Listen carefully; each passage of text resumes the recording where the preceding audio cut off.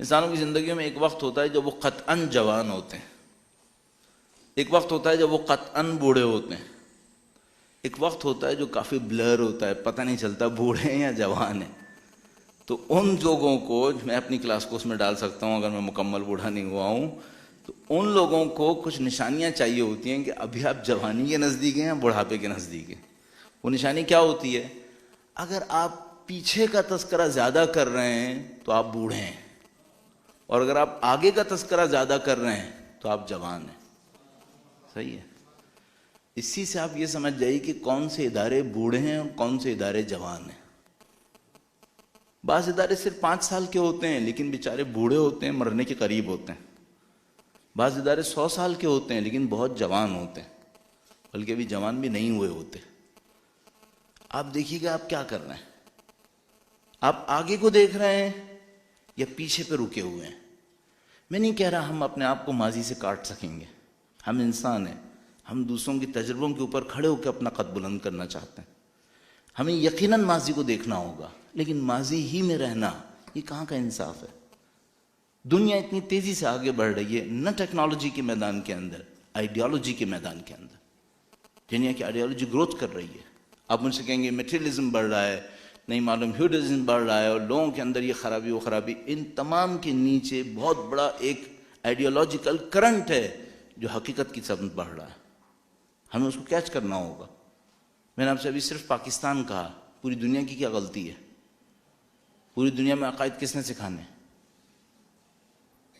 میں اپنے آپ کو ایک بات کے اوپر مجبور کرنے کی کوشش کرتا ہوں پاکستان کے اندر رہتے ہوئے، ہم نے عالمی تشیع کے اندر حق کی اس تحریک میں کوئی بین الاقوامی رول پلے کرنا ہے یا نہیں کرنا ہے؟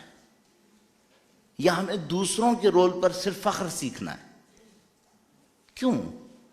حزب اللہ کامیاب ہوتی ہے، ہمارا سر فخر سے بلند ہوتا ہے، قطعاً ہونا بھی چاہیے۔ جمہوریہ اسلامی ایران کو کوئی کامیابی نصیب ہوتی ہے، ہم خوش ہوتے ہیں اور ہونا بھی چاہیے۔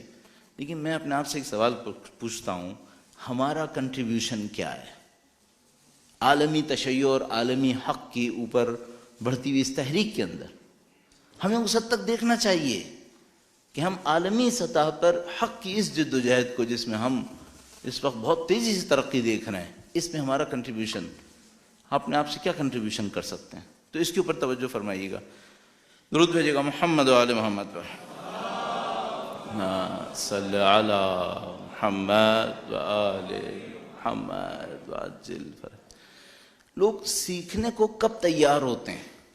میں نے ان چند سالوں میں بہت سارے ادارے بنتے اور ختم ہوتے دیکھے، اور آپ نے بھی یقیناً دیکھے ہوں گے۔ ہم نے بہت سارے لوگوں کو چلتے اور ہٹتے دیکھا ہے، آپ نے بھی یقیناً بہت سارے لوگوں کو دیکھا ہوگا۔ سوسائٹی میں ایکسیپٹنس کا رول کیا ہے؟ کس وجہ سے کوئی چیز سوسائٹی میں ایکسیپٹ ہوتی ہے اور کس وجہ سے کوئی چیز ریجیکٹ ہوتی ہے؟ 10 پیرامیٹرز ہوتے ہیں۔ ایک پیرامیٹر ہوتا ہے، اگر کوئی لوگوں کی کسی مشکل کو حل کرے جس کو وہ مشکل سمجھتے ہوں تو ایکسیپٹنس ہوگی، ورنہ نہیں ہوگی۔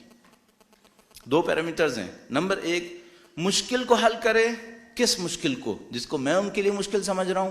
نہیں، جس کو وہ اپنے لیے مشکل سمجھ رہے ہیں۔ اگر میں نے لوگوں کی کسی ایسی مشکل کو حل کر دیا جس کو وہ مشکل سمجھ رہے تھے، تب میری ایکسیپٹنس آئے گی، ورنہ نہیں آئے گی۔